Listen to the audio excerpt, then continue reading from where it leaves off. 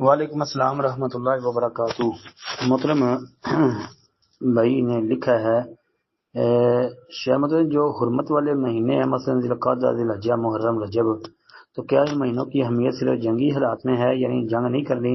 یا لڑائی نہیں کرنی، یا جیسے ہم عام مسلمان ہیں ہم ان حرمت والے مہینوں میں کیا خاص اعمال کر سکتے ہیں یا ان کا کیا تقدس سے بجا لا سکتے ہیں جسے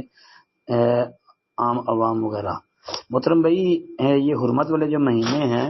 ہاں جی، ان میں جنگ کرنا جی یہ درست نہیں۔ ہاں اگر دشمن پہل کرے تو پھر جواب دیا جا سکتا ہے۔ باقی یہ مہینے عزت و احترام والے مہینے ہیں جی، ان کے متعلق قرآن و سنت میں صراحت بھی آ گئی ہے۔ اللہ تعالیٰ نے سورۃ التوبہ کے اندر یہ بات بیان کی ہے کہ ان عدۃ الشہور عند اللہ 12 شہرا فی کتاب اللہ یوم خلق السماوات والارض منها 4 حرم۔ یہ بھی فرمایا ہے کہ اللہ تعالیٰ نے جب زمینوں آسمانوں کو پیدا کیا اس وقت سے مہینوں کی تعداد 12 جو ہے وہ مقرر کی، جن میں سے 4 حرمت والے ہیں، عزت و احترام والے۔ اب یہ ذی القعدہ، ذی الحجہ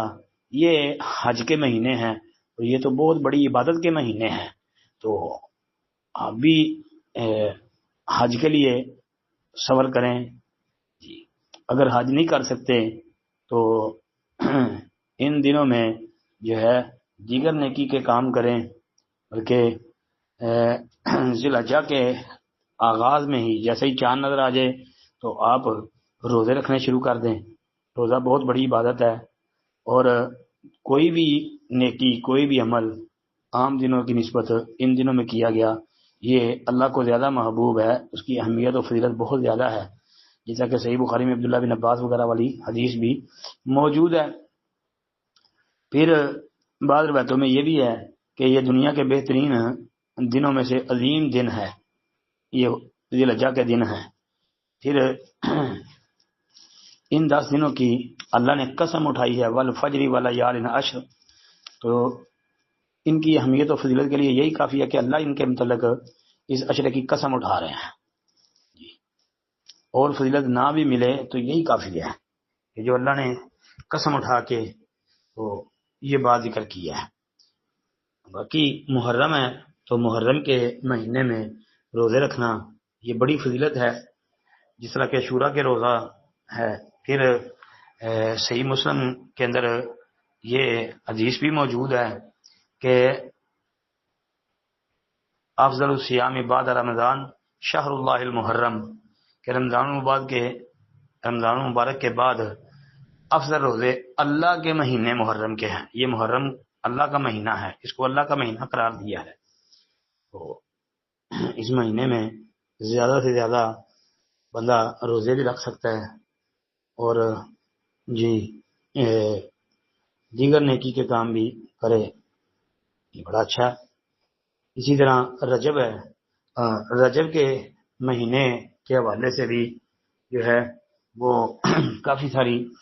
باتیں، جن میں سے ایک بات نبی کریم صلی اللہ علیہ وسلم نے 4 عمرے کی ہیں ٹوٹل،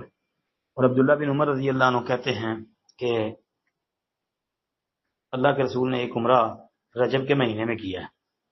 تو اس مہینے میں عمرے جیسی عبادت بھی ادا کی جا سکتی ہے، جبکہ صحیح بخاری کے اندر ہی ام المومنین امی عائشہ کہتی ہیں کہ اللہ کے رسول نے رجب میں عمرہ نہیں کیا، لیکن یہ ایک الگ مسئلہ ہے، اس پر پھر کبھی بات کریں گے۔ جبکہ امی عائشہ صدیقہ رضی اللہ عنہا خود بھی کہتی ہیں کہ اللہ کے رسول کے ہر عمرے کے ساتھ عبداللہ بن عمر جو ہیں وہ بھی آپ کے ساتھ ہی تھے، یعنی جب بھی اللہ کے نبی نے عمرہ کیا عبداللہ بن عمر آپ کے ساتھ تھے۔ تو عبداللہ بن عمر کہتے ہیں کہ ایک عمرہ آپ نے رجب میں کیا ہے، حضرت امی عائشہ کہتی ہے رجب میں نہیں کیا، ایک الگ بحث ہے، الگ موضوع ہے۔ باقی اس مہینے میں آپ عمرہ کریں یا دیگر نیکی کے کام کریں، لیکن جو بدعات لوگوں نے گڑھی ہیں ان سے اجتناب کریں۔ السلام علیکم ورحمۃ اللہ۔